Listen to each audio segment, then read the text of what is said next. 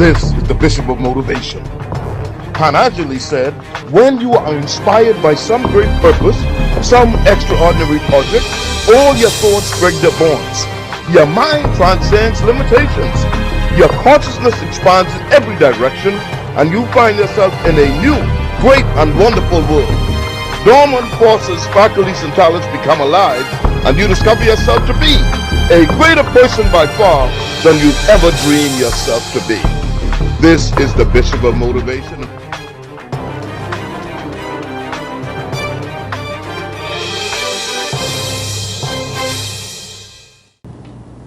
Welcome to In Search of Inspiration. This is the Bishop of Motivation, Spence Finlayson. We go to Michigan now and the home of Henry Ford. Henry Ford was the founder of the Ford Motor Company.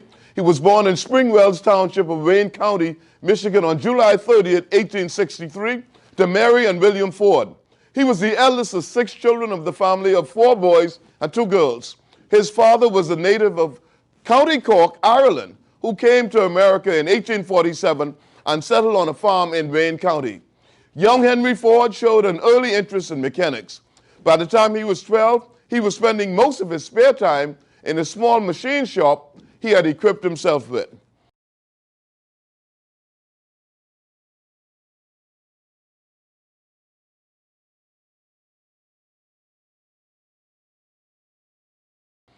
There, at 15, he constructed his first steam engine. Later, he became a mechanic's apprentice in Detroit in the shops of James Flower and Brothers.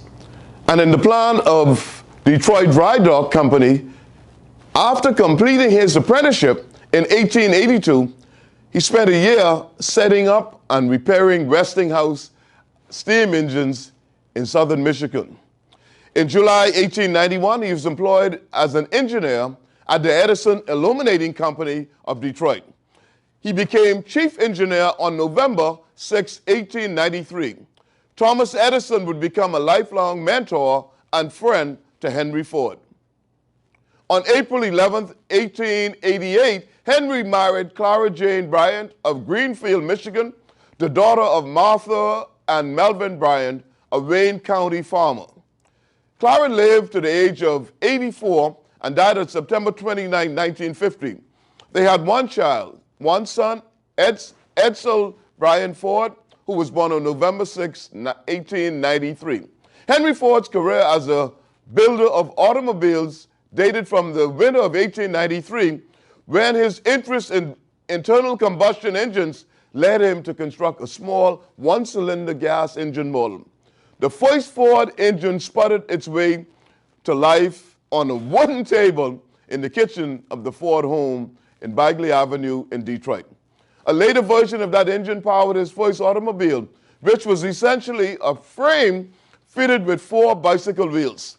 This first Ford car, the quadricycle, was completed in June 1896. On August 19, 1899, he resigned from the Edison Illuminating Company and with others organized the Detroit Automobile Company, which went into bankruptcy about 18 months later.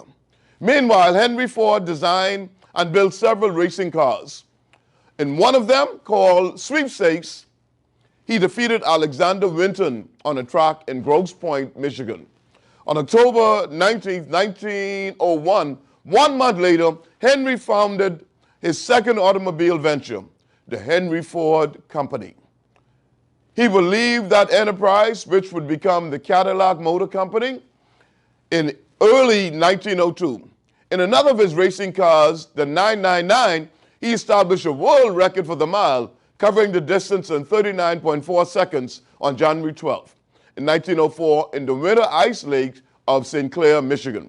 On July 16, 1903, Henry and 12 others invested $28,000 and created Ford Motor Company.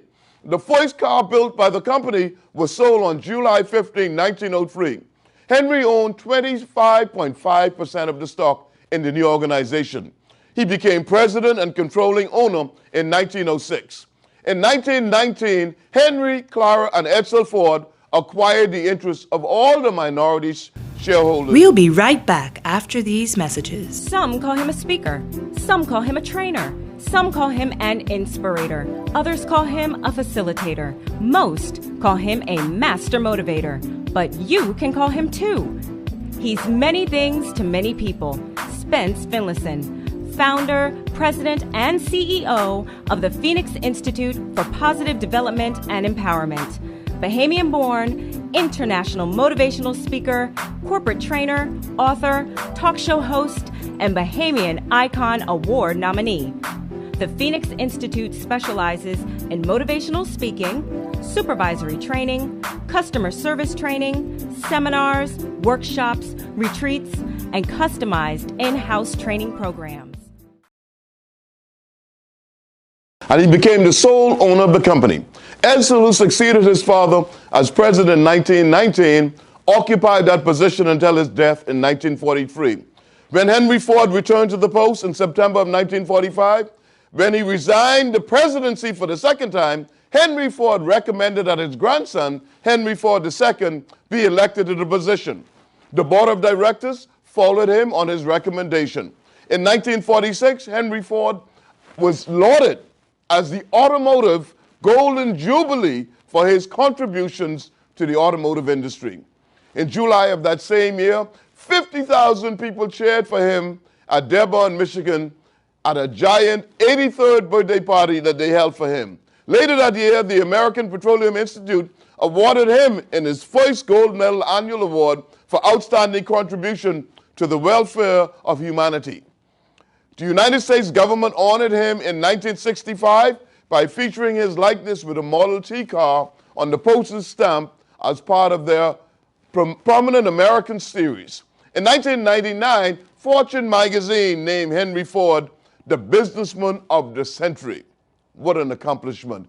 In collaboration with Samuel Crowther, he wrote My Life and Work in 1922, Today and Tomorrow in 1926, and Moving Forward in 1930, which described the development of the Ford Motor Company and outlined his industrial and social theories.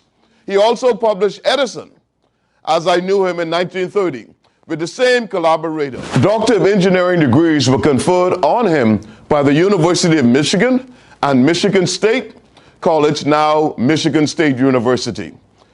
And he received an honorary Doctor of Law degree from Colgate University. Henry Ford, a great man. Thank you for watching In Search of Inspiration.